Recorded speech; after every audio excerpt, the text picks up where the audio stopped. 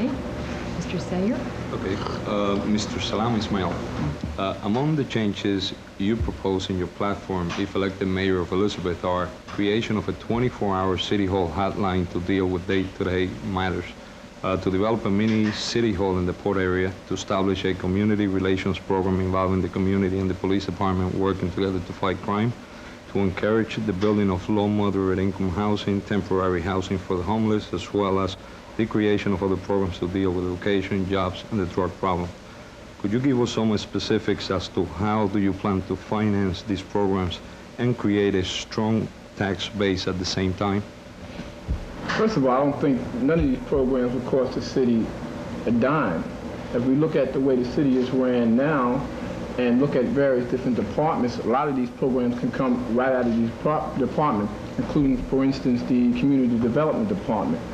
I mean, a economic program can come right out of that. For instance, in the city of Elizabeth, we have a growing Hispanic population here, and a stable African-American population, and a growing Haitian community that's coming into town, and a Cuban community that's coming into town. I think it's only fair that there be a special department built to specifically handle those people to help develop that economic base by developing a minority small business operation out of the Community Development Department. And that way it would give them opportunities to also impact economically in their specific communities. And that's one of the things that I think that is necessary. I think the city have not done that. The reason why we're losing businesses, my feeling is that because you're not reflecting the community. The Daily Journal, which is one of the first and the largest newspapers in the state of New Jersey, left because, in my feeling, did not reflect the makeup of the community. And when you bring in business, which small businesses always nationwide supply most of the employment, you have to reflect that by developing various kinds of programs that reflect that population. And that's one of the things I'm going to do in the area of economics. Some of the other questions, because I'm running out of time, allow me a little bit more time to do so. But in the area of economics, I think that's what we need to do. Thank you. I think we're ready for round two now. Councilman Bollwage, Mayor Dunn's re-election campaign slogan is, "If it isn't broken, why fix it?"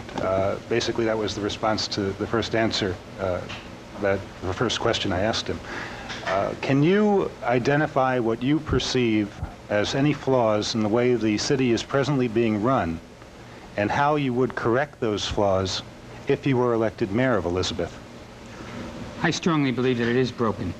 The city of Elizabeth since 1987 has lost 6,256 jobs. We've lost them in all sectors of the city of Elizabeth. We have to bring back our ratables. I propose to redevelop the Route 1 and 9 corridor in cooperation with Newark and Linden in order to bring back the local deli, the local supermarket, and have a hub of business. I propose to take back our neighborhoods and our Neighborhoods for the 90s program. In so doing, I plan to go into the neighborhoods with police, fire officials, social workers, and construction officials, and not just go in with police and take out the illegal element, but go in and stay in the neighborhoods on South Park and 6th, on 2nd and Pine. These neighborhoods are devastated by crime. It's broke. It has to be fixed. We need to not leave the area. We need to not just put up a mini station as a Band-Aid effort and say, okay, now we're going to solve the problem temporarily. We need to do more than that. Economic development has to be attracted to the city of Elizabeth. The Port Authority currently pays the city of Newark $18 million a year for the use of its land. They currently pay the city of Elizabeth $30 an acre. That's a difference of $8,500 an acre to Newark and $30 an acre to the city of Elizabeth. There's an inequity there. Yes, it's broken. We need to fix it. And we need to fix it by lobbying with Newark, by lobbying with Trenton, by lobbying with the Port Authority in order to get Elizabeth its fair share. There is development going on at IKEA. There's 2 parcels of land out there that we need to develop. We need to get from IKEA or get the Port Authority to develop those 2 parcels of land and bring in some additional tax ratables. I strongly believe it's broken, and I think we need to change it. Mr. Gluck?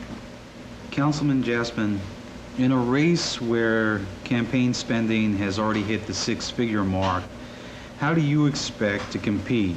And how do you respond to charges that you are acting as a spoiler, simply dividing the votes? And what exactly is your plan for Elizabeth for the next 4 years if you were to be elected? I've been accused as being a spoiler. I am not a spoiler. I have decided to run for mayor after talking to many people, being asked by many people, and they feel that Elizabeth needs more at this time than what we're getting. So I answered the call. I'm in there to win the race, and I feel I will be a good mayor for all the people. We'll address the concerns. There's a lot of problems in the city. We're faced with an increase in crime. We're faced with not enough affordable housing.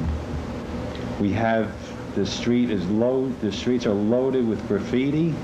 So I feel as the mayor that I will be able to address these problems and answer the concerns and be the best candidate for mayor. Is there another question, Mr. Gluck? On your budget, how do you expect to compete with incumbent and Councilman Bollwage? Okay, we're out there, we're talking to the people. Money is not going to buy votes.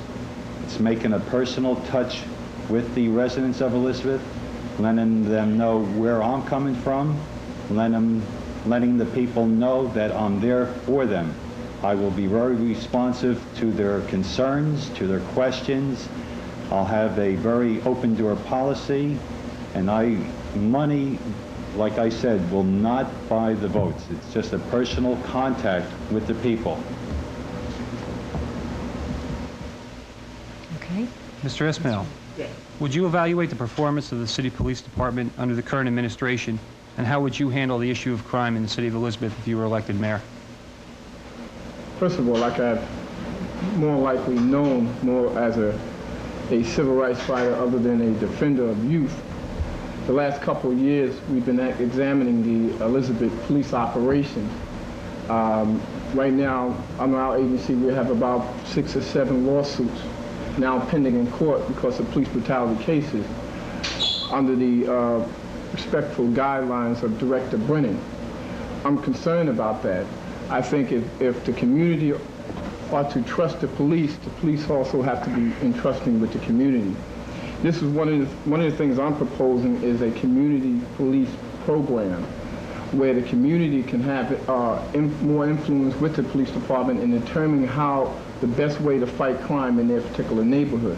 When those police, particularly when it involves white police going into black areas or white police going to Hispanic area or poor areas, if you don't know the area, you tend to be insensitive to that area, and more subject things happen, and usually happens to situations where it violates people's civil rights. I think a community police program where it involved the community coming with the police director, sitting down with them and coming up with ways suggested by the community themselves to fight crime and to have a better impact. I think the more communication the community has with the police, the better response the police will have into dealing with the crime problem. I also believe that that we need to develop a community police patrol. In Brooklyn, what had happened was there was a group of Muslim representatives. They put together a patrol with guys with walkie-talkie, cooperated with the police department, and they went out into the community when they saw crime. They called in the police, had a direct line with the police came out, arrested the guys, and that was the end of that. That worked very well. Matter of fact, the New York Times done an exclusive story on what they're doing in Brooklyn. I think that can happen here in the city of Elizabeth. Crime is, just the past 3 days, 3 murders, past 4 days, 3 murders had already been committed in the city of Elizabeth. No one's doing anything about it. Thank you.